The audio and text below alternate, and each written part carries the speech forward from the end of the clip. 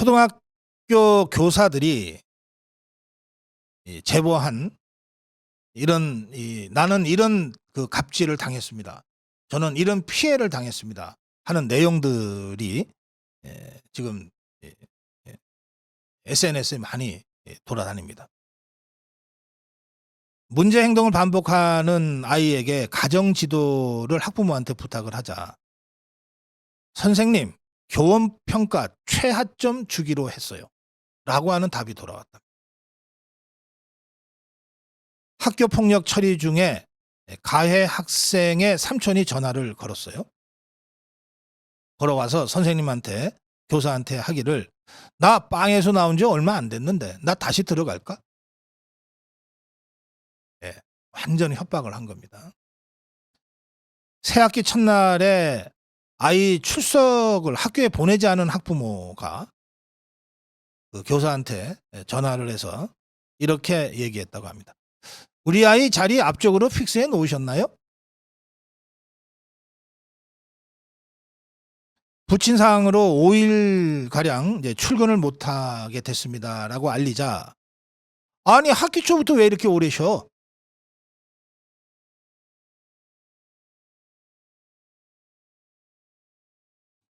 (1학년) 아이에게 수업 시간에 떠들지 말라고 이제 지도를 했는데 그 학부모가 아이들한테 말할 권리를 침해했으니까 아동학대한 것 아니냐. 우리 선생님들이 학교 현장에서 학부모들로부터 받는 교권 침해 사례들입니다. 소리 지르는 아이를 진정시키려고 양팔을 잡았는데 성희롱 신고를 당할 뻔했다. 학부모가 우리 애 몇 시 몇 분에 밥 먹었냐고 카톡을 보내는 게 일상이다.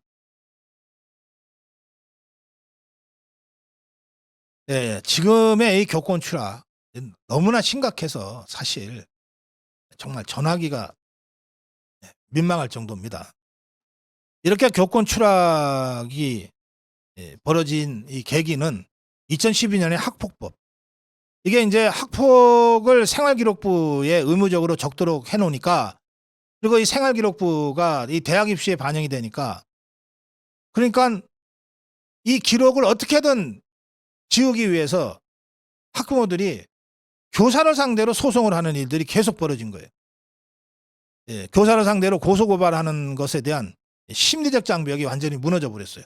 내 아이를 위해서인데 내가 교사 고발하는 게 뭐가 문제야. 또 2015년에는 아동학대 범위에 정신적 고통을 가하는 행위가 추가된 아동복지법 개정이 이루어졌어요. 그러자 학부모들이 우리 아이가 정신적 고통을 받았어 하면서 교사의 말과 행동을 가지고 경찰에 찾아가는 부모들이 급속하게 늘었다는 거예요.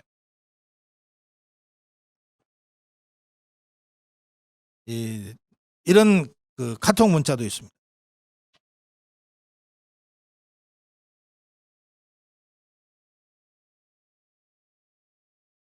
이 학부모가 보낸 거예요.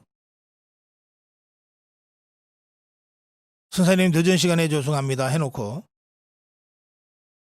편법으로 선생님 조질 수 있다는 것만 기억해 주시겠어요? 뭐 내용은 제가 설명하지 않겠습니다.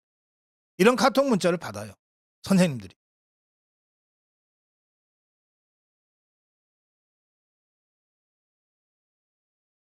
교권 침해는 주로 학부모들에 의해서 이루어집니다. 그런데 학부모가 학교에 와서 교사를 진짜 폭행을 하면 차라리 쉬워요. 이거는 폭행범으로 잡아갈 수 있으니까. 그런데 일큰데 뭐 밤에 카톡 하나 떡 보내는 거예요. 이걸 형사처벌을 할 수 있는지 없는지 그야말로 이 상황에 따라서 다 달라지는 거예요. 공무집행 방해, 업무 방해 뭐 이런 게 업무 방해가 이게 성립이 안 돼. 특히 국공립학교에서는 공무집행 방해죄만 적용이 가능한데 그러려면 폭행이나 협박 수준이 돼야 공무집행 방해로 인정이 되는데 이렇게 사안이 벌어지면 되게 학생 학부모들한테 좀 유리한 식으로 사건 전개가 이루어진다는 거예요. 스토킹으로도 보기 어려운 것이 이게 뭐 이렇게 협박 문자 하나 보내는 걸로 스토킹이다 이렇게 하기가 어려운 게 어쨌든 부모 입장에서 학생 얘기를 듣고 한 거니까 정당한 이유 없이 상대방을 괴롭히는 건 아니다. 재판부가 그렇게 판단할 가능성이 높다는 거예요.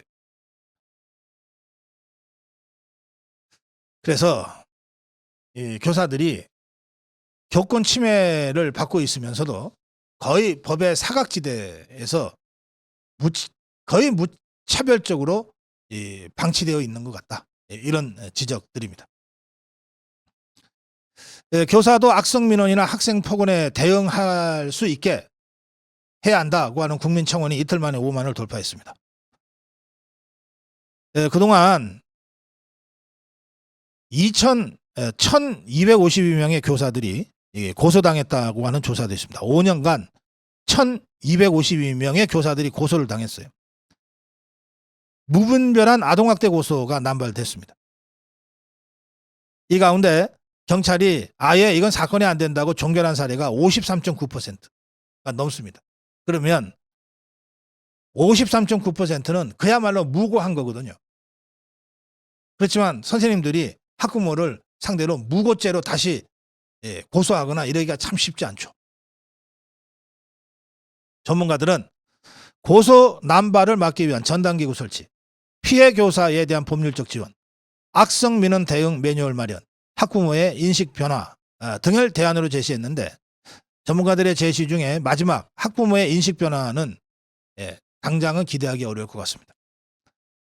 따라서 고소고발 남발을 막기 위한 전담기구 설치 그리고 피해 교사에 대한 법률적 지원 이 두 가지가 현실적으로 시급히 마련돼야 될 대책이라고 생각합니다.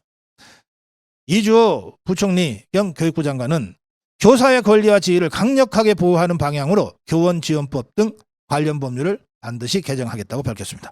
무너진 교권 회복 없이는 공교육 정상화도 어렵다. 또 야당을 향해서도 이번 사건을 계기로 교권 회복의 중요성을 국민도 인식하고 있는 만큼 전향적으로 법 개정 문제에 임해줄 것을 요청한다고 밝혔는데 정교조로 인해서 교권이 무너진 것이 많은 국민들이 생각하고 있는 진짜 원인입니다. 정교조가 강행한 학생인권 조례 과도하니 많지 학생인권을 강조 강화해 놓는 바람에 교사들이 학교에서 설 자리가 없어져 버렸어요.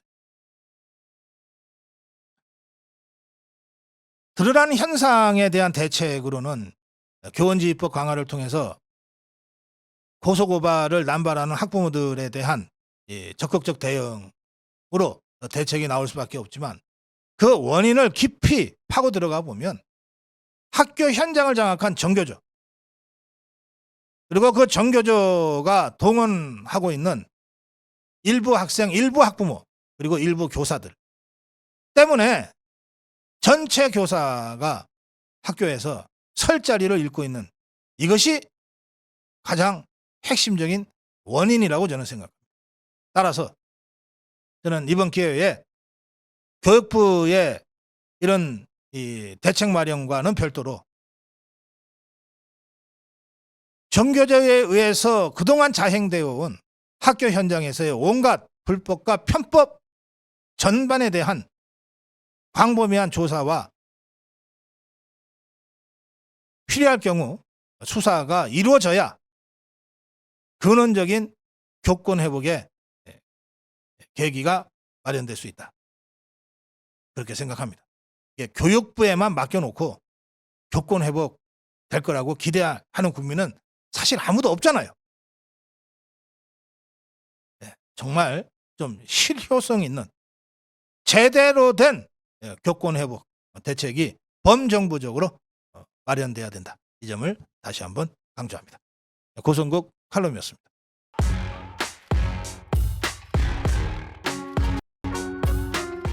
네, 오늘 고성국 칼럼은 가짜뉴스 괴담 개설 유포 반국가 사범으로 대처해야 입니다. 북한의 심리전이 갈수록 거세지고 있습니다. 여론을 분열시키고 좌우를 대립시키고 남남 갈등을 유발하기 위한 북한의 심리전. 이거는 지난 70여 년 동안 끊임없이 계속되어 왔습니다. 그런데 평시에도 이런데 전쟁이 터지면 그러면 저 북한의 심리전단이 가짜뉴스 괴담을 대대적으로 살포할 건데, 예를 들어서 뭐 대한민국 대통령 윤석열이 도망갔다, 뭐 국군 몇 사단이 완전히 괴멸됐다, 이런 식의 이 괴담을 수단 방법을 가리지 않고 유포를 할 겁니다. 그런데 그 괴담을 접하게 되는 우리 국민들은 이 괴담에 대한 팩트체크를 할 경황도 없이 어이구, 야, 대통령이 도망갔대, 야, 또 국군이 사단 하나가 그냥 다 죽어버렸대, 괴멸됐대, 그런 가짜 뉴스 괴담, 괴설 유포가 주는 그 이 심리적 압박과 거의 패닉 상태로 몰아갈 이 사회적 혼란, 이런 것들이 많이 예상이 된다는 거예요. 전면전이 발발하면 북한은 국내 고정 간첩망 그리고 반국가 세력을 총동원해서 인터넷 심리전의 우위를 점하려고 할 것이다. 전쟁 초반 한국 사회 혼란을 극대화하기 위해서 대통령과 전쟁 지휘부가 외국으로 도망갔다, 한국군이 전멸하고 있다, 미국이 한국에서 철수하고 있다, 이런 괴담 괴설 가짜뉴스들을 뿌려댈 것이다. 그런데 최근에 초등학교 교사 극단적 선택 관련해서 특정 정치인이 연루됐다, 이 새빨간 거짓말 괴담이 단 하루도 안 돼서 급속도로 유포된 상황을 보면 저 북한의 심리전단이 대대적으로 전쟁 초기에 이런 괴담을 유포할 때 그 피해가 얼마나 막심할 것인가는 상상하기가 어려울 정도로 심각하다. 정부 관계자는 평소에 대한민국 사회 내 계층 집단 간 분열을 조장하고 내란을 획책하던 세력이 최고조로 준동하게 될 것이다. 가짜뉴스 괴담을 통해서 일반 시민을 공포와 불안으로 몰아가고 소요 사태를 일으켜 후방을 교란시킨다는 전략을 저 김정은 세력이 오래전부터 가지고 왔다. 또 북한은 이런 혼란을 틈타 전화국, 유료 저장소 등 주요 국가 시설을 타격해서 후방에 치명타를 안겨서 전방에서 제대로 전투를 하지 못하게 양동작전을 펼 가능성이 많다. 그래서 제대로 된 전쟁을 하기도 전에 후방에서부터 무너져 내려서 손을 들어버리는 그런 상황도 배제하기 어렵다.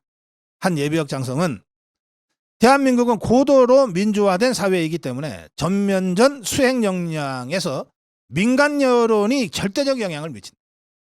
그런데 북한의 교묘한 심리전으로 정부에 대한 신뢰가 훼손되고 정부 전복 시도까지 나올 수도 있다. 또 최근 AI 기반의 이미지 확성 기술인 딥페이크를 활용해서 대통령의 항복 선언, 도주하는 장면, 이런 가짜 영상들을 북한 심리전단이 얼마든지 만들어낼 수 있다. 그런데 우리 쪽에 이걸 팩트 체크하고 괴담에 대응하는 우리 쪽의 대응 체제가 전쟁 와중에 흐트러지거나 제대로 작동하지 못할 경우에는 북한의 탱크나 비행기에 무너지는 게 아니라 북한의 괴담 심리 전단에 무릎 꿇는 최악의 경우도 우리가 배제할 수 없다. 물론 한국군도 이런 북한의 심리전에 대비한 전쟁 계획을 그동안 수립해 왔다. 전시에 북한이 대량 급조한 유해 계정을 차단하거나 긴급영장 등으로 고정간첩이나 종북 세력을 제거해야 되는데, 그런데 평시에 이런 업무를 해왔던 우리의 대북 심리전단, 국정원, 방첩사, 사이버사 등이 문재인 종북 주사파 정권 때 적폐 세력으로 찍히면서 각종 수사로 사실상 부대가 해체되거나 부대의 그런 대방첩, 대북 심리전 기능을 탈취당하거나 전시작전 수행 능력에 심각한 훼손과 손상이 이루어진 상태다. 따라서 지금이라도 군, 행안부, 과학기술정보통신부, 방통위원회 등의 기능을 한데 모은 북한의 심리전에 대비하는 범정부적 컨트롤 타워가 필요하다. 예를 들어 미국은 허위정보관리위원회를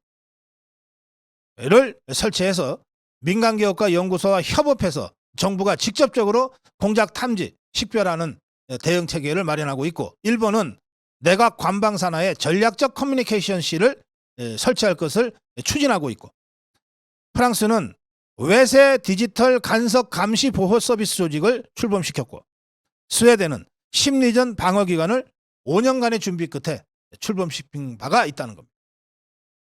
그런데 이들 나라들은 실제로 우리나라와 같이 직접 북한과 대치하고 있는 그런 준전시 상황에 있는 나라들도 아니에요.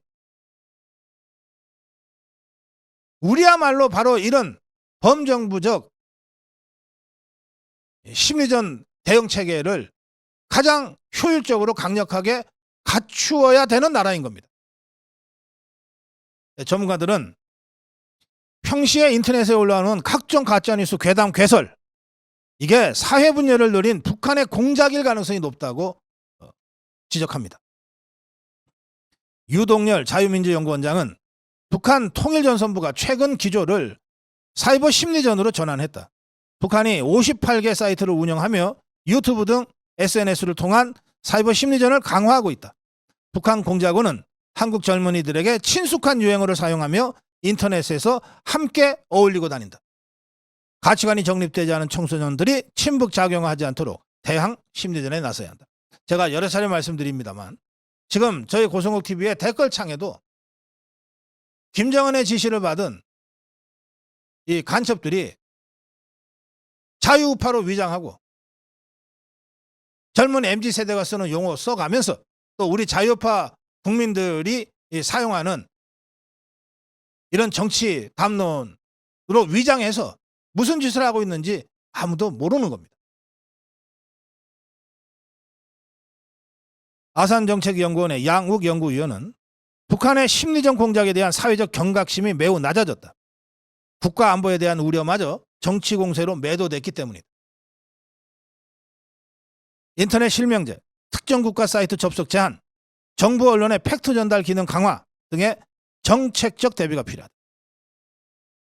이미 우리는 이 북한과 종북 주사파 그리고 중국의 이 사이버 공격을 받아서 그들이 유포한 각종 가짜뉴스와 괴담 괴설에 제대로 대처하지 못하는 바람에 박근혜 대통령을 지켜내지 못하고 정권을 잃고 문재인 종북 주사파들한테 5년간이나 나라를 뺏기고 완전히 무너질 뻔했던 위기를 겪은 바가 있습니다. 천신만고 끝에 1년 전에 정권을 되찾아왔는데 윤석열 정부에서 가장 먼저 했어야 될 일, 북한과 그 지령을 받는 종북 주사파들과 중국의 이 사이버전, 가짜뉴스, 괴담 괴설, 조작, 제작, 유포 메커니즘을 원천 차단하고 이들의 지속적인 교활한 심리전에 대처할 수 있는 우리의 대응 체계를 범정부적으로 구축하는 일을 가장 먼저 했어야 됩니다. 지금이라도 해야 된다고 생각합니다. 지금이라도. 가짜뉴스 뭐 어쩌다 뭐 아니면 말고식으로 좌파들이 해보는 것, 그거 아닙니다. 지금의 가짜뉴스 괴담, 괴설은 간첩단 사건의 여러 문건 보고문에서도 확인되듯이 김정은의 직접 지시에 의해서 대한민국 체제를 혼란시키고 전복시키기 위한 반국가 행위로서 이루어지는 겁니다. 가짜뉴스와 괴담, 괴설을 반국가 사범으로 성격 규정하고 대처해야 된다는 겁니다. 그리고 이 일을 제대로 적기에 대처할 수 있는 군과 관계기관의 범정부 태스크포스를 지금이라도 설치 운영해서 여야 간의 공방이 아니라 북한과 중국 그리고 종북 주사파들의 체제 전복을 위한 괴담, 괴설, 유포에 대해서는 반국가 사범으로 엄격하게 사법 처리해 나가는 그런 대처를 지금부터라도 제대로 해야 된다고 생각합니다. 고성국 칼럼이었습니다.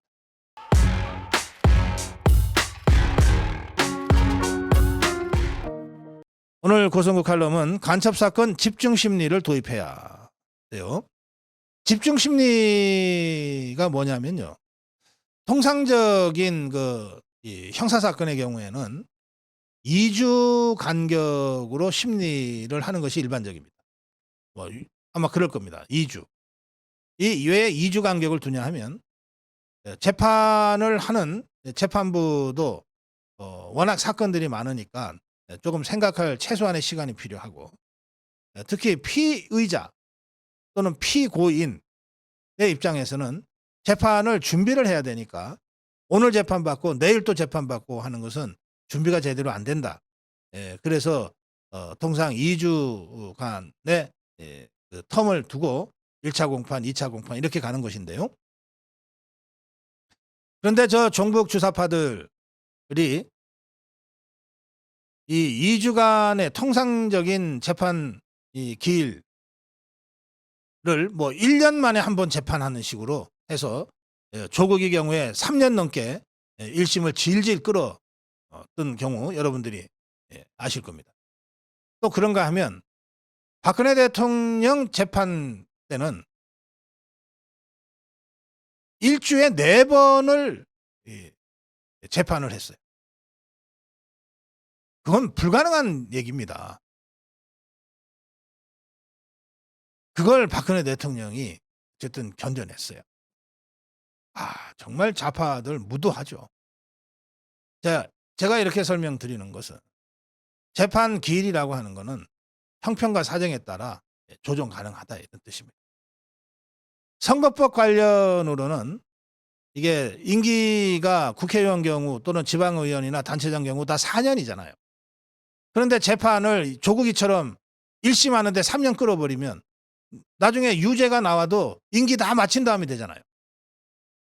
실제로 송철호라는 자가 그렇게 했습니다. 울산시장. 이 자가 문재인이의 나의 소망, 나의 소원 그러면서 송철호가 울산시장 되는 거. 그 말 한마디로 울산시장 선거 농단 개입이 시작됐지 않습니까? 그렇게 해서 완전히 울산시장직을 훔쳐갔는데 이게 김태우 수사관의 공익제보로 드러나고 수사에 들어가고 재판에 들어갔는데 1심 끝날 무렵에 임기를 다 마쳤어요. 그리고 이자는 심지어 출마를 한 번 더 하기도 했습니다. 출마해서 됐으면은 지금도 시장이에요. 떨어졌으니까 망정이. 자, 악용하는 사례를 제가 말씀드렸습니다. 반면에 그래서 이 선거법 관련은 이 재판을 최대한 빨리 끝내라. 6개월 안에 끝내라. 이렇게 돼 있는 것이거든요. 일반 형사사건은 1심이 6개월, 2심이 4개월 이런 식으로 돼 있습니다만 선거법 관련으로는 다 합쳐서 6개월 안에 끝내라. 예컨대 이런 식의 지침이 운영되고 있는 거예요. 그러니까 선거법 관련으로는 집중심리 2주에 한 번씩 통상적인 사건처럼 하는 게 아니라 뭐 필요하면은 일주일에 한 번씩 하든지 일주일에 2번을 하든지 할 수 있는 거죠. 자, 그러면 선거법 관련으로 한다면 간첩이 더 무거운 죄입니까? 선거법 위반죄가 더 무겁습니까, 여러분? 당연히 대한민국 체제를 전복하려고 북한에 직접 북한에서 내려왔거나 북한의 지시를 받아서 움직이는 간첩들이 더 무거운 범죄를 저지른 자들 아닙니까? 그러면 선출직 이 선거사범들에 대해서 그렇게 그 심리를 최대한 빨리 해야 된다라고 하는 규정이 있다면 간첩들이야말로 집중 심리를 통해서 최대한 빨리 이들의 범죄 행각을 밝히고 단죄해야 되지 않겠냐고. 간첩 사건에 집중 심리를 도입해야 한다는 문제의식은 바로 그런 겁니다. 자, 한번 보십시오. 이게 얼마나 황당한 상황이 지금 벌어지고 있는지. 2011년 이후 재판에 넘어간 국가보안법 위반 혐의 사건 6건의 1심 공판이 2년 넘게 진행 중입니다. 그러면 1심은 6개월 안에 끝내야 되는데 2년 넘게 진행 중이면 이 자들은 재판받다가 다 구속기간 만료로 다 풀려나서 지금 돌아다닌다는 뜻입니다. 추가로 다시 영장 청구해서 잡아놓지 않았다면 6개월 동안 구속기간이 만료되면은 재판 중인데 만료되면은 풀어줘야 돼요. 그러니까 정진상이도 그래서 지금 풀려난 거 아닙니까? 그럼 간첩들도 지금 재판 기간이 늘어나면서 지금 다 풀려나서 뭔가 간첩질을 하고 있을 가능성이 높은 거죠. 1심 공판이 2년 넘게 진행 중이구나. 아예 공판 자체가 열리지 않았다는 겁니다. 2021년 이후 재판에 넘어간 국가보안법 위반 혐의 사건 6건이. 이게 김명수 사법부의 본 민낯이에요. 이 자들은 하나같이 이게 다 사법투쟁이라고 하는 저 김정은 집단의 그 전술에 따라서 움직이는 겁니다. 이것들은 말이죠. 처음에 국정원이 내사할 때 어떻게 대처한다. 경찰에 잡혔을 때 어떻게 대처한다. 검사한테 조사받을 때는 어떻게 대처한다. 재판이 시작됐을 경우에는 어떻게 대처한다. 이런 지침들을 다 가지고 있어요. 최대한 시간 끈다는 것이 기본입니다. 최대한 시간을 끈다. 그래야 다른 간첩들이 내가 시간을 끌어주는 만큼 피할 시간이 벌어진다. 그리고 어차피 몇 년 살 건데 서둘러서 재판 끝내서 오래 살 건 뭐 있냐. 최대한 끌다 보면 정권이 바뀔 수도 있고 뭐 판사가 생각이 바뀔 수도 있고 변수가 많지 않냐. 그 안에 네가 재판을 3년 4년 끄는 사이에 우리가 쳐내려가서 남한을 적화시킬 수도 있고 그러니 최대한 끌어라. 무조건 시간 끄는 것이 니한테도 좋고 북방부, 니 조국 북방부에도 좋다. 이게 간첩들한테 거의 예외 없이 철저하게 교육되고 있는 그런 사법투쟁의 제1원칙입니다. 그 전술대로 이것들이 하고 있어요. 수사 절차를 문제 삼습니다.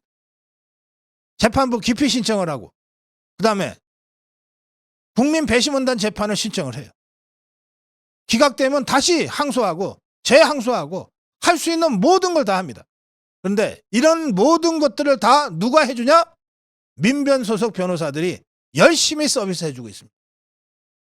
전부가 민변 소속은 아니지만 이 사건 관련 변호사 40명 중에 30명 가까이가 민변 소속 변호사들이고 이 자들이 간첩들의 시간 지연 전술을 실무자로서 수행하고 있는 거예요. 2021년 이후 국법법 위반 혐의 중 가장 오래된 것은 2021년 6월에 구속된 이모인데 이 사람은 2006년에 1심의 사건으로 이미 실형을 산 적이 있습니다. 이 사건은 2021년 8월에 첫 공판이 열렸는데 지난 17일, 7월 17일 11차 공판까지 2년 동안 공판만 하고 있어요. 이 사람 구속기간 6개월 만료로 이미 석방돼 버렸습니다. 그리고 11차 공판이니까 12차 공판 기일이 잡혀 있겠죠. 12차 공판은 언제입니까? 10월에 열립니다. 7월 17일 날 11차 공판 열렸고 석 달 후에 12차 공판 하겠다는 거예요. 그럼 이 석 달 동안 간첩질 더 해라 이 말 아닙니까?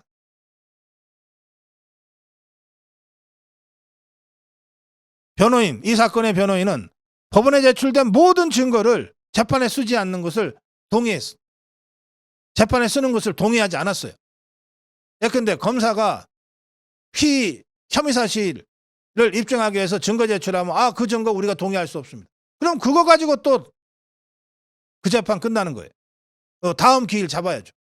이런 식으로 사사건건 시비 걸고 증거물에 대해서 시비 걸고 증인에 대해서 시비 걸고 재판 절차에 대해서 시비 걸고 할 수 있는 모든 걸 다 해서 시간을 끄는 거예요.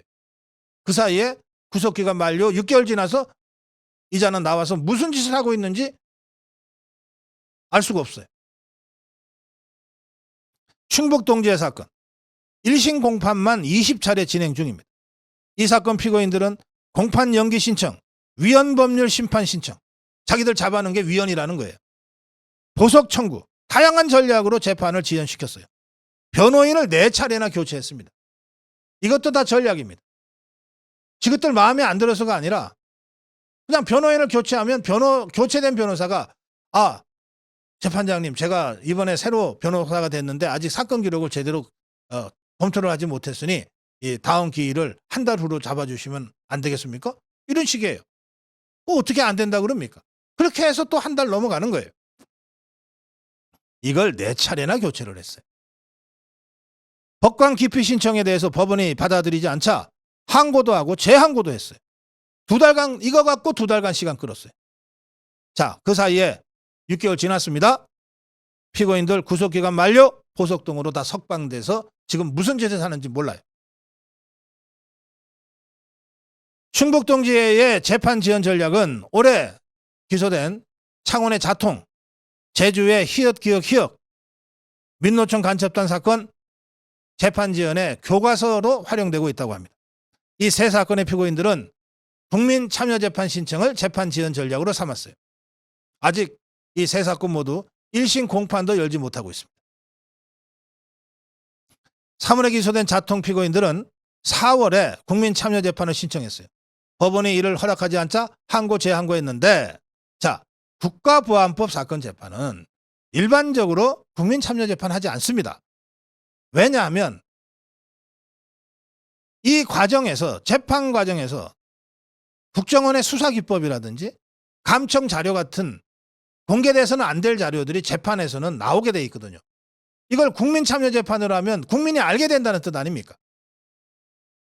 더구나 이런 간첩 사건은 수년, 10수년을 추적하기 때문에 재판에서 다뤄야 될 증거 자료들이 수십만 쪽이 될 경우도 있어요. 그럼 이걸 국민 참여 재판하면 배심원단이 이 자료를 다 읽을 수 있겠어요? 근데 그중에 어떤 배심원이라도 제가 아직 자료를 다 못 봤으니까 오늘 제가 판단 못 하겠어요 하면 또 시간 연기되는 거예요.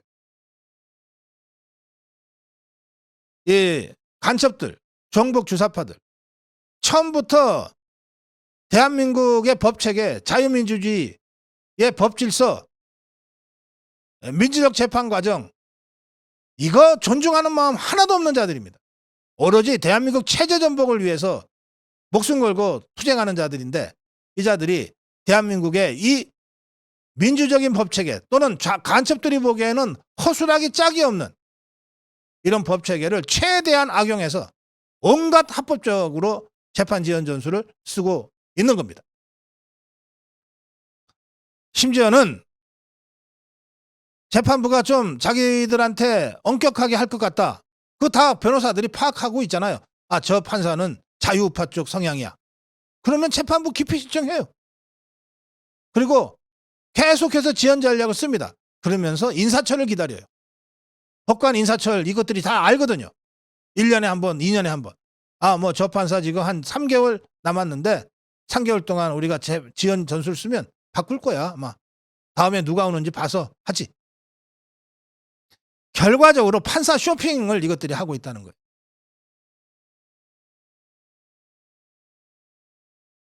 특히 김명수 재판부가 이 종북 주사파 들의 이 재판 관련해서 지연 전략에 관대하다라고 하는 심증이 있습니다. 합리적 의심이 있어요. 그래서 제가 말씀드립니다. 선거법이 집중심리 대상이라면 그보다 10배, 100배는 더 무거운 반체제, 반국가 사범인 간첩들과 종북 주사파 사건에 관해서 엄격한 집중심리를 추진해야 한다. 이들도 뭐 대한민국 국민으로서 사법적 권리를 갖고 있으니까 뭐 재판부 기피 신청, 뭐 국민 참여 재판 신청, 또는 뭐 증인 증거 채택 부동의 뭐 이런 거 할 수 있어요. 그걸 원천적으로 뺏자는 뜻이 아니라 그런 것들을 하면서도 집중 심리를 하면 돼요. 박근혜 대통령이 그 열악한 상황에서, 그 악화된 건강 상태에서 일주일에 4번 재판 받고 버텨냈어요. 일주일에 4번 재판한다고 해서 못할 게 뭐 있습니까? 김명수한테 요구하는 거 아닙니다. 이자는 곧 물러날 거고, 새 재판부가, 이거는 무슨 법으로 고칠 일도 아닙니다. 새 재판부가, 새 대법원장이, 새 사법부의 지도부가, 지휘부가 공안사건, 간첩사건, 반국가 사범에 대해서는 집중심리 하겠다. 그거 운영하면 됩니다. 이 문제를 일단 고성국 칼럼에서 문제 제기해 놓겠습니다. 고성국 칼럼입니다.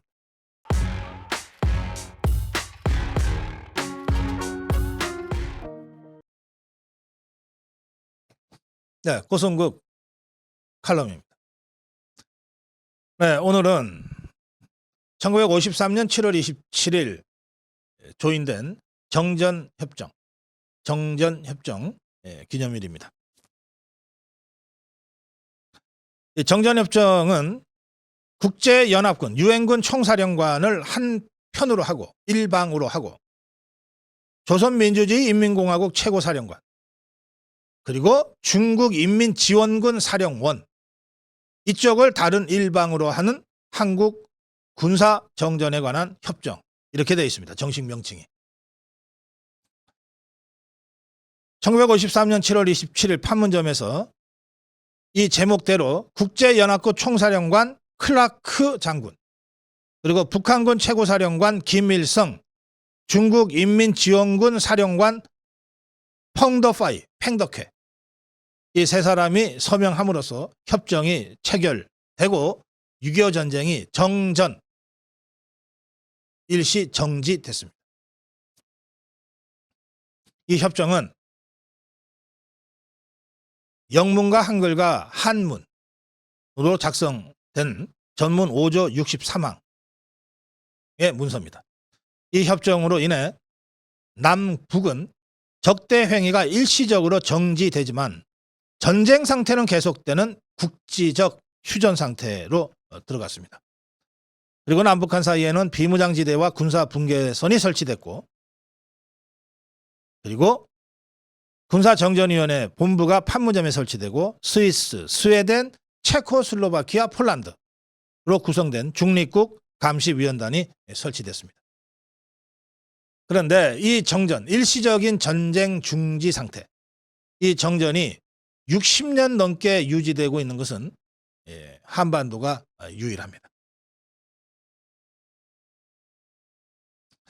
그런데 이 정전협정 기념일, 이제 우리는 정전협정이 이루어진 날을 기념하는 정전협정 기념일로 오늘 아까 전해드린 대로 부산 영화의 전당에서 정전협정 기념식을 하는데, 북한은 이것을 전승절이라고 부르고 있습니다. 전쟁에서 이긴 날. 그 뒤에 절자가 붙었으니까 광복절, 재헌절 같이 국가기념일, 국가경축일, 북한은 이렇게 부르고 있는 겁니다. 도대체 이게 말도 안 되는 명칭인데 왜 북한은 이런 명칭을 쓰고 있는가? 북한은 오늘을 조국 해방전쟁 전승기념일 이렇게 부르고 있는데 96년부터는 아예 이것을 전승절 이렇게 부르면서 국가명절로 격상시켰습니다. 김정은이는 이 7.27을 승리자의 명절로 성대히 경축해야 한다 이런 담화도 발표한 적이 있습니다. 네, 상식적으로 한번 생각해 봅시다. 38선이 국경 이 경계선이었다가 휴전선으로 바뀌었어요. 38선과 휴전선을 비교를 해보면 38선이 그어져 있었을 때의 우리나라의 영토 중에 6.25 전쟁 이후에 휴전선이 그어졌을 때 우리나라 영토였다가 북한 쪽으로 넘어간 땅, 이거는 개성시 연백군, 항해도에 있는 연백군과 개성시입니다. 이거 우리가 전쟁 통해 뺏겼어요. 반면에 이게 휴전선이 남쪽에서 낮게 가서 동쪽으로 이렇게 높이 올라가잖아요. 그래서 중부전선과 동부전선 쪽으로 가면 38선 때는 북쪽 땅이었다가 6.25 전쟁 후에 정전협정 후에 우리나라 땅이 돼버린 이른바 수복지구라고 하는 곳이 곳곳에 있습니다. 이 지역이 연천군, 철원군, 인제군의 광대한 지역입니다. 그래서 이걸 단순하게 우리가 잃어버린 땅의 영토와 우리가 되찾아 수복한 땅의 영토를 플러스 마이너스를 해보면 우리가 400km 제곱, 400 제곱킬로미터의 땅을 더 얻었습니다. 이게 전쟁이 영토 전쟁이라고 하면 우리가 완승은 아니지만 절반의 승리를 한 전쟁 아닙니까? 완승은 압록강, 두만강까지 수복했어야 돼요. 그러면 완승일 텐데 그렇게까지는 하지 못했으나 38선 경계선에 비교한다면 400평방킬로미터나 더 우리가 땅을 얻고 정전을 했으니까 적어도 절반의 승리는 우리가 한 거죠. 그런데 저것들이 왜 자기들이 전쟁에서 이긴 날이라고 때를 쓰면서 기념을 하는가? 국가 경축일로까지 기념을 하는가?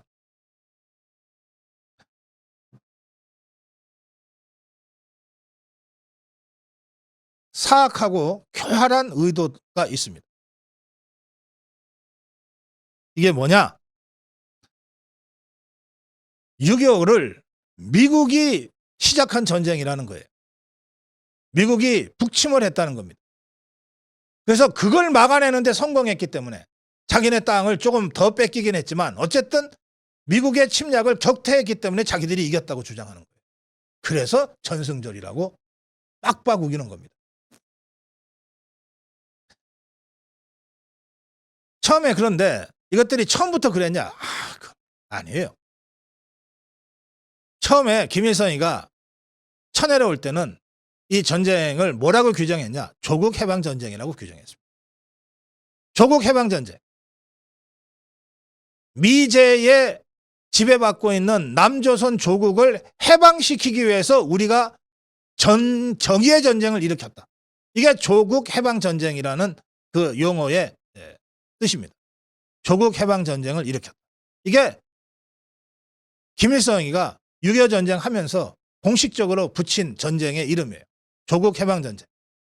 그러면 초기에 김일성이가 조국 해방 전쟁이라는 용어를 썼던 것의 기준으로 해서 본다면 조국 해방 전쟁은 성공했습니까? 실패했습니까? 실패한 전쟁이죠. 조국 해방을 시키지 못했으니까 진 전쟁이죠. 패배한 전쟁이죠.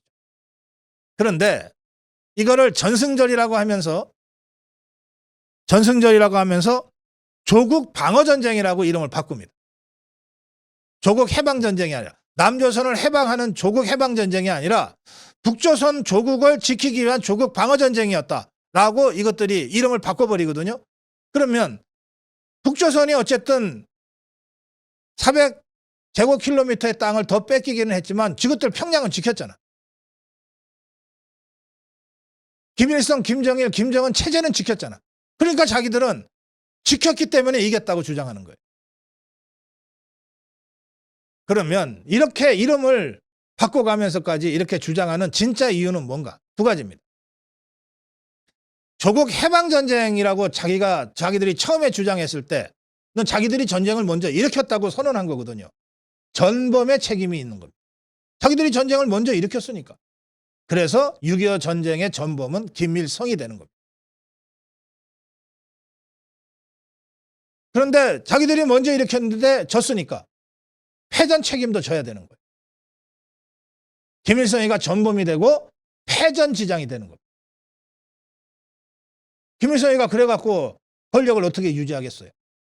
그러니까 이걸 잽싸게 이름을 바꿔서 조국 방어전쟁인데 우리가 방어해냈으니까 이겼다 이렇게 된 거 아닙니까?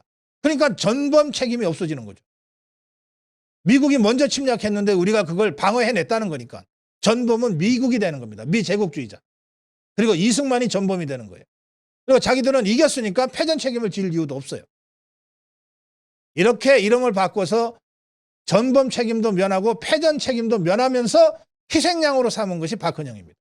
저 박헌영이가 미군 미제 간첩이라 갖고서 우리가 큰일 날 뻔했는데 김일성 장군의 영도에 의해서 우리가 이 조국 방어전쟁을 성공적으로 이겨냈다 해서 간첩으로 몰아서 사형시켜서 모든 패전 책임을 박헌영이한테 덮어 씌우고 그리고 정의의 조국 방어전쟁에서 승리했다 해서 7월 27일을 전승절로 기념해오고 있는 겁니다. 자, 김일성이가 이렇게 하는 거 왜 그런지 아시죠? 아시겠죠, 이제. 그런데 이것을 그대로 김일성 집단의 주장을 따라서 전승절이라 그러면서 이 전승절 날 미군 기지를 포위하겠다. 지금 민노총이 2만 5천 명의 동원령을 내려놨어요. 김일성 집단의 이 주장을 그대로 받아들여서 6.25 전쟁을 먼저 일으킨 북침한 전쟁광 미제국주의의 한반도 주둔 한 이 평택 미군 기지를 전쟁의 책임을 물어서 철수시키자. 철수시키기 위해서 2만 5천 명이 미군 기지를 둘러싸자. 이게 오늘 평택에서 민노총과 종북 주사파들이 벌이겠다고 하는 회개망측한 집회입니다. 그러니 이것들을 집회 시위 기본권 보장 차원에서 그냥 놔둬야 되겠습니까?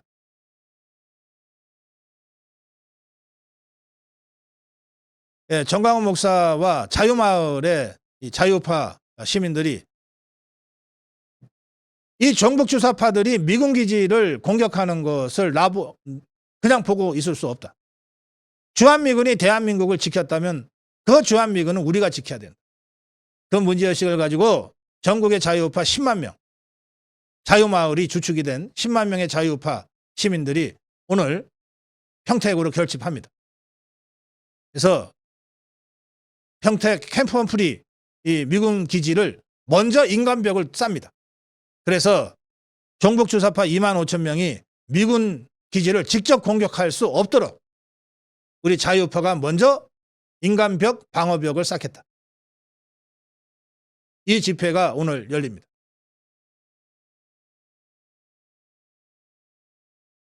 제가 어제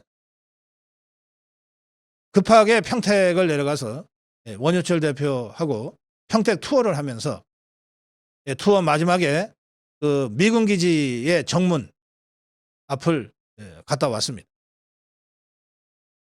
가는 길에 고영주 대표의 자유민주당의 플래카드 곳곳에 걸려 있는 것도 봤고 공교롭게 갑자기 쏟아진 비 속에서 흠뻑 젖으면서도 좌파들한테 집회 장소를 뺏기지 않기 위해서 어제부터 미군 기지 앞에서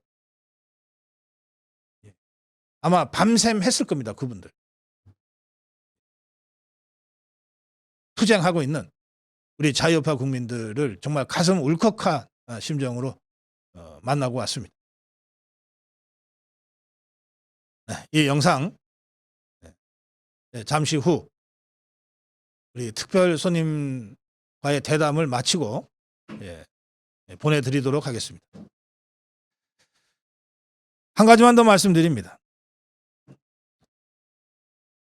이 종북 주사파들과 김일성 집단들이 끊임없이 역사를 왜곡하고 있어요.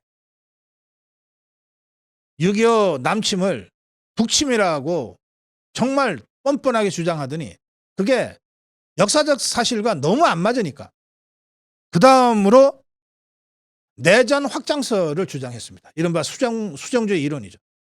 이게 전쟁이 아니라 남한 내에서 내전이 계속 발생하다가 이것이 그냥 전쟁으로 확대된 것에 불과해. 이러면서 김일성의 전범 책임을 희석시키더니 나중에는 그것도 잘 안 먹히니까 미군이 함정을 파고 일부러 에치슨 선언 같은 거를 헐리우드 액션 하듯이 해가지고 순진한 김일성 장군이 쏘가가지고서 전쟁을 일으켰다가 완전히 미국의 꿰매 빠져서 큰일 날 뻔했던 전쟁인데 그걸 막아냈다. 이런 식의 이 유도설, 음모설까지 퍼뜨리면서 이 역사 왜곡을 하고 있습니다. 제가 이 고성호 TV를 하면서 또 여러 특강을 하면서 우리의 근현대사가 이렇게 정말 심각하게 왜곡되고 있는 현상과 현실을 목도하고 근현대사를 전공한 연구자의 한 사람으로서 나 이거 그냥 놔둬서는 안 되겠다. 또 우리 자유파 시민들과 함께 하는 이 고성구 TV의 진행자로서 이 문제에 대한 좀 더 제대로 잘 정리된 이 근현대 정치사에 대한 좀 정리가 필요하겠다.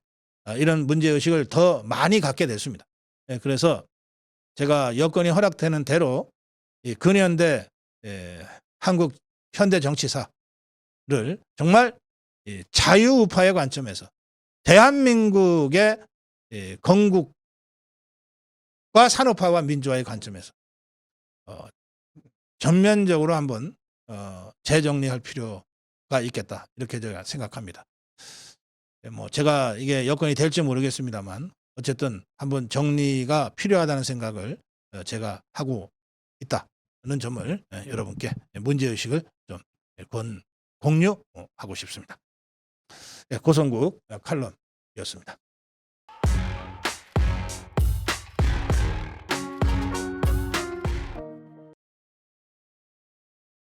네, 고성국 칼럼입니다. 일본은 전략적 우방이다.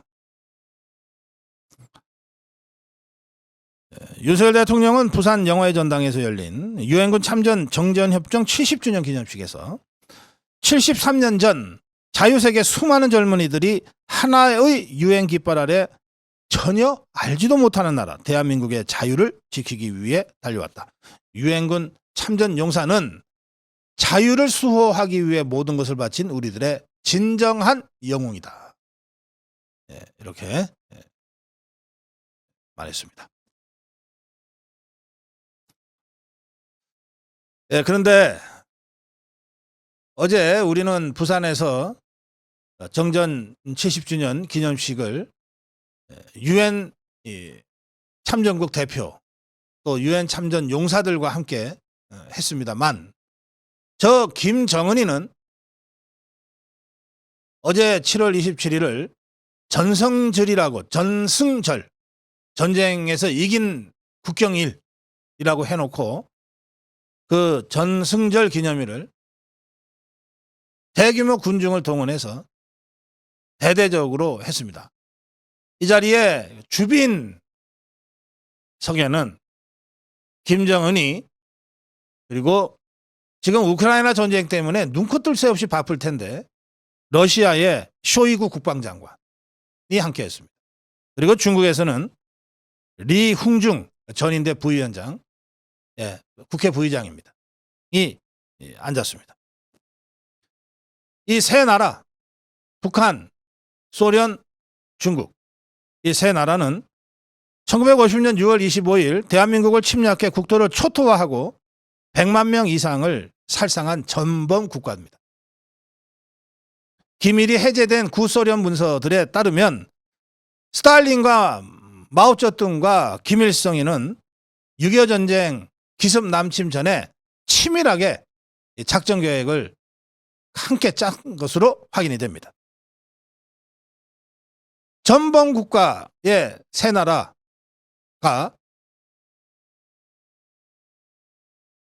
사죄와 반성은커녕 전쟁에서 이겼다 이러면서 기념식을 한 겁니다.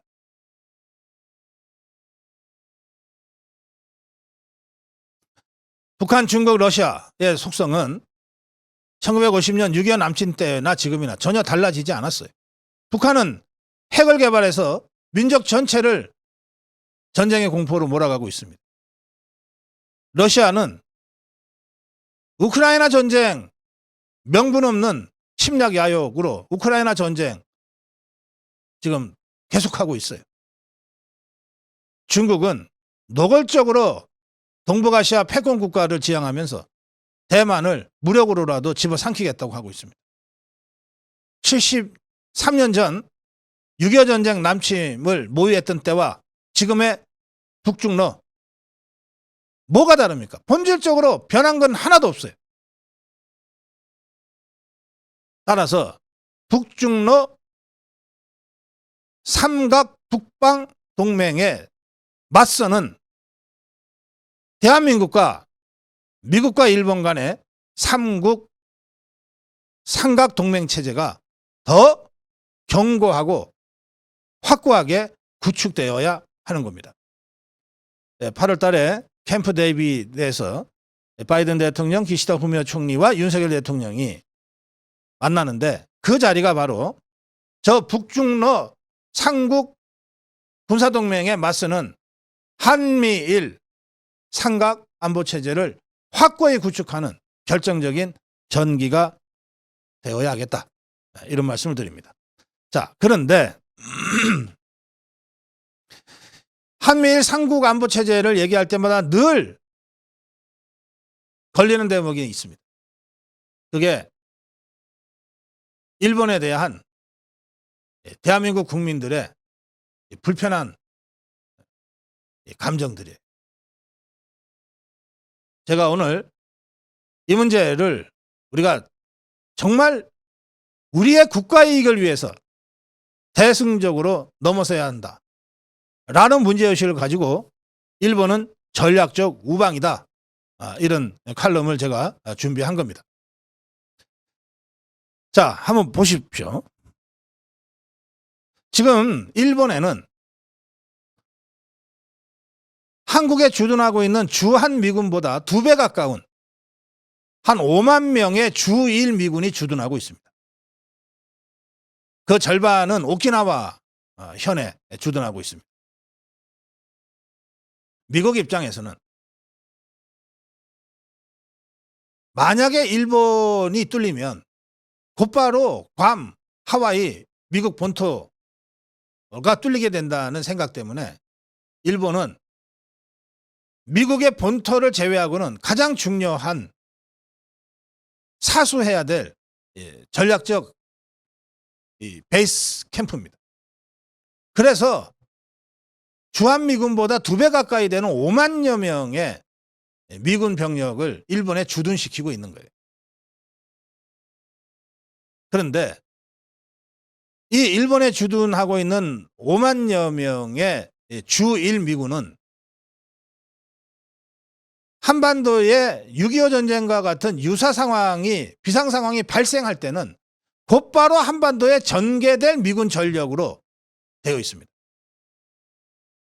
우리 군의 편제가 통상적으로 3개 사단이 1개 군단으로 엮여져 있는데 이 3개 사단은 앞에 휴전선에 2개 사단이 나가 있고 뒤에 예비사라고 해서 1개 사단이 받쳐주고 있어요.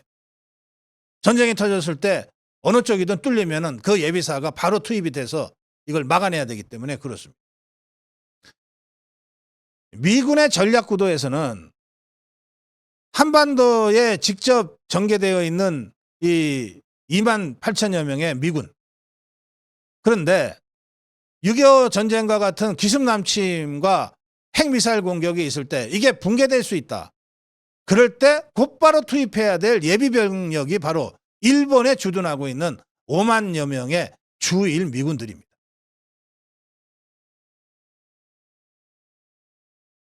그러니까 우리나라에 배치되어 있는 미군은 휴전선에 배치되어 있는 전투사단들이고, 일본에 배치되어 있는 주1 미군은 그 뒤를 바치고 있는 예비사단의 성격이 있다. 이렇게 여러분들이 이해를 하셔야 됩니다.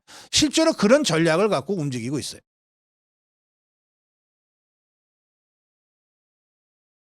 지금 주한미군의 사령관은 육군 대장입니다. 그런데 주1 미군의 사령관은 공군 중장이에요. 계급이 한 단계 낮아요. 그러니까 그만큼 이 전략적 가치는 한반도가 더 큰 거예요.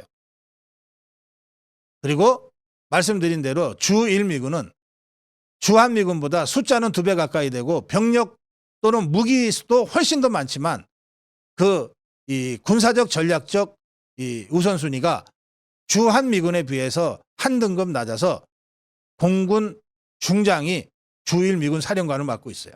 부사령관은 해군 소장 이렇게 배치되어 있습니다. 주로 지원 병력이기 때문에 그래요. 그러니까 한반도에 배치되어 있는 미군의 주력군은 뭡니까?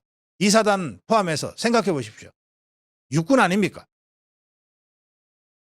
직접 전투를 감당해야 될 육군이 주력군이에요. 그럼 주1 미군은 어떤 부대가 주력이겠습니까? 사령관 공군이라고 그랬잖아요. 공군 병력, 공군 전력. 부사령관 해병이라고 그랬잖아요. 해군 전력이 주력입니다. 그래서 한반도의 육군 중심의 주한 미군과 일본에 배치되어 있는 공군 해군 중심의 주1 미군이 한꺼번에 연합작전을 해야만이 최대한의 전투력을 발휘할 수 있도록 전략적으로 배치가 되어 있는 거예요.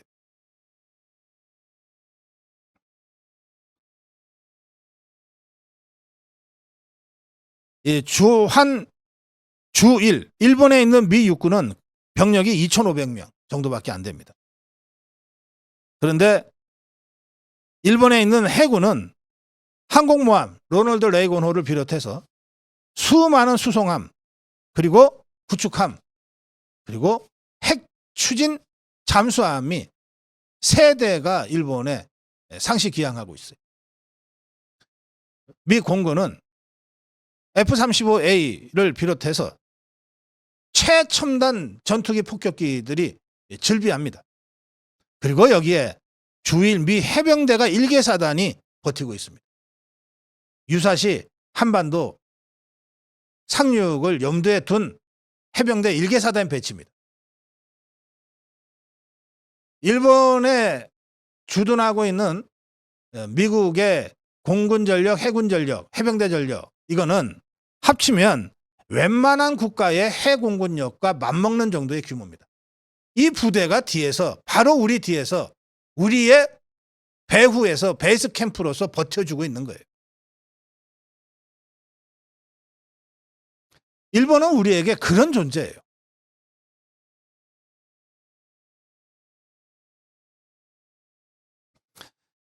그런데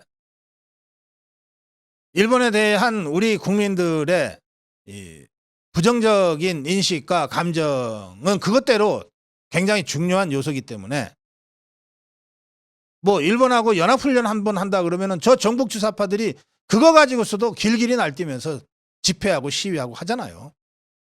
그래서 실제로는 일본에 있는 주1 미군 사령관, 공군 중장 또는 해군 소장, 이런 고위급 사령관들은 주한 미군 훈련에 참가는 하지만 부대를 직접 움직이는 것은 최소화하고 있는 거예요.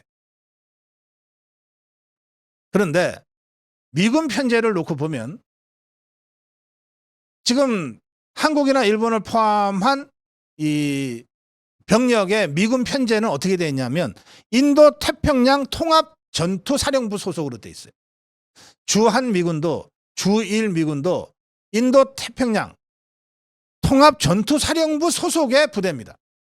그러니까 한 부대에 있는 예하 부대인 거예요. 따라서 주한미군과 주1미군은 우리 입장에서는 주한미군밖에 안 보이죠. 주1미군, 일본의 미군이 얼마나 주둔했는지 제가 설명하기 전에는 별로 생각도 안 했었을 것 아닙니까?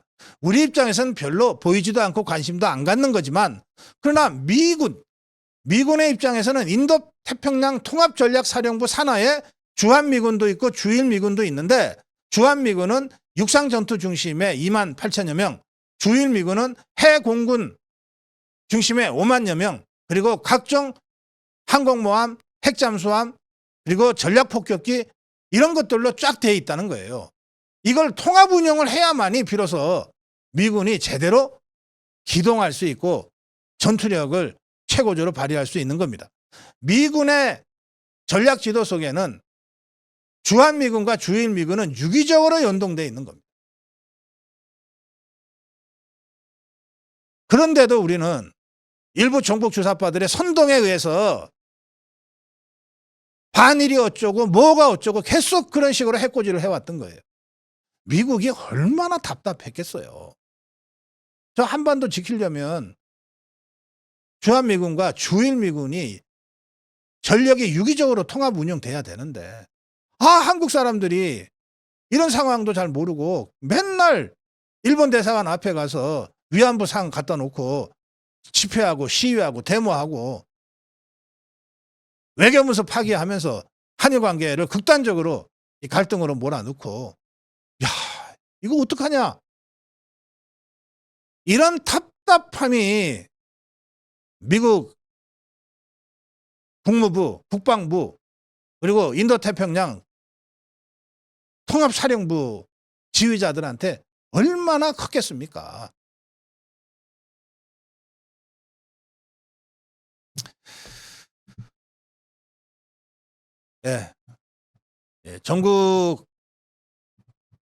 중국의 전국시대를 보면 합정연횡이라고 하는 말이 나오는데, 그야말로 어제 동맹 맺었다가 오늘 적이 되고, 오늘 적이 됐다가 내일 다시 동맹을 맺고 하는 일이 여러 수십 번이 반복되면서 전장이 진행됩니다.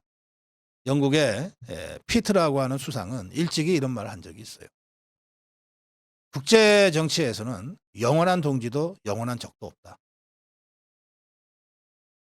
오늘의 적이 내일의 동지가 되는 게 국제 정치고, 내일의 동지가 모레 어떤 적이 돼서 나타날지도 모른다. 그런데 적어도 확실한 것은 지금 우리 대한민국의 관점에서 볼 때는 북한은 지난 70여 년 동안 러시아, 중국과 같은 군사동맹과 같은 편이었고, 전쟁을 같이 일으킨 전범 국가들이었고, 미국과 일본은 대한민국이 위기에 처해 있을 때 모든 것을 다 동원해서 도와줬던 동맹 국가들이라는 거예요. 이건 70여 년 동안 변하지 않았어요.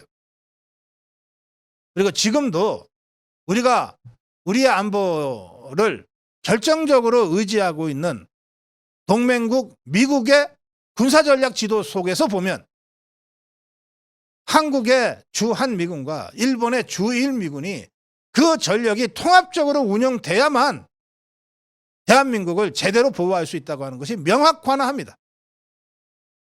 자, 그렇다면 이제 우리가 일본을 어떻게 봐야 되겠습니까?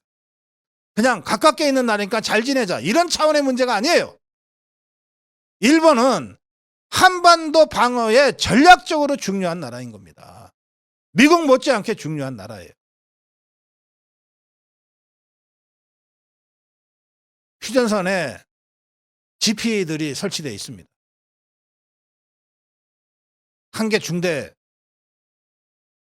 병력이 들어가서 그 GP를 사수하는데, 그 GP, 북한이 전면 남침하면 그 GP가 목숨 걸고 거의 다 전사할 각오로, 다 죽을 각오로 버티게 훈련이 되어 있는데, 매뉴얼이 그렇게 되어 있는데, 그렇게 모두 정말 다 죽을 각오로, 옥쇄할 각오로 그걸 지켜내서 얻는, 그러니까 그걸 왜 그렇게 하냐? 시간 벌기 위해서거든. 기습당했을 때 후방에서 제대로 대응하기 위한 시간을 벌기 위해서 하는데, 그때 그 GP에게 부여된 시간을 벌어달라고 하는 그 시간이 얼마인지 아십니까? 최장 5분이에요. 그런데 실제 5분을 버티기가 쉽지 않을 거예요. 남침할 때 저것들은 다 준비하고 최강의 화력으로 먼저 밀고 내려올 테니까 1분 만에 돌파되는 GP도 있고 3분 만에 돌파되는 GP도 있고 그럴 거예요. 그런데 그 1분 그 3분이 전쟁 초기에는 정말로 수천 명 수만 명의 생사가 걸리는 그런 골든 타임인 거예요. 우리가 휴전선 쪽으로 가다 보면 전차 저지대가 나옵니다. 이것도 문재인 종북 주사파 정권에서 전부 다 철거를 해가지고 거의 남아있는 게 없지만 어쨌든 나와요. 지금도 가끔 있는데 그거 무너뜨려가지고 전차 저지시키는데 얼마 저지시킬 것 같습니까? 그거요. 1분도 안 걸려요. 그거 돌파하고 나오는데.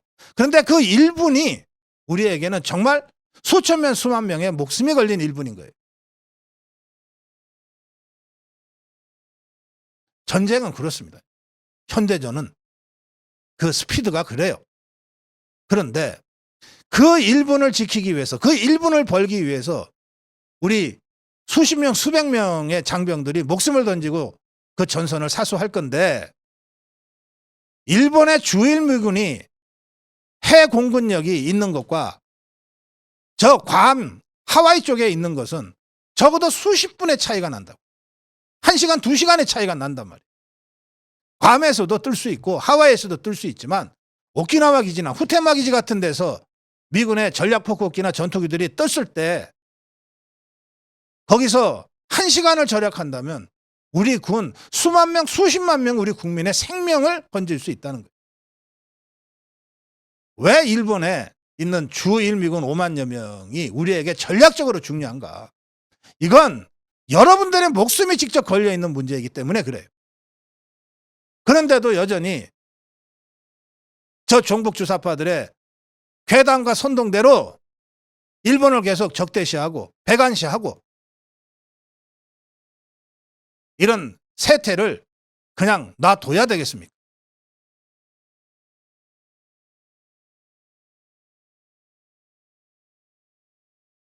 네, 오늘 고성국 칼럼 바로 이런 이유로 일본은 전략적 우방이라는 확고한 전략적 생각을 우리 자유우파부터 해야 한다. 이 점을 강조합니다. 고성국 칼럼이었습니다. 고성국TV는 자유우파의 유일 정론 방송입니다. 고성국TV는 윤석열 정권을 지켜내고 2024년 총선을 승리로 이끄는데 모든 힘을 다 쏟아부을 것입니다. 고성국TV가 어떠한 외압에도 흔들리지 않고 오로지 자유우파의 정론방송으로 나아갈 수 있도록 후원해 주십시오. 지금 바로 010-9045-3010으로 전화 주십시오. 정론 방송으로 보답하겠습니다. 감사합니다. 고성국TV 화이팅!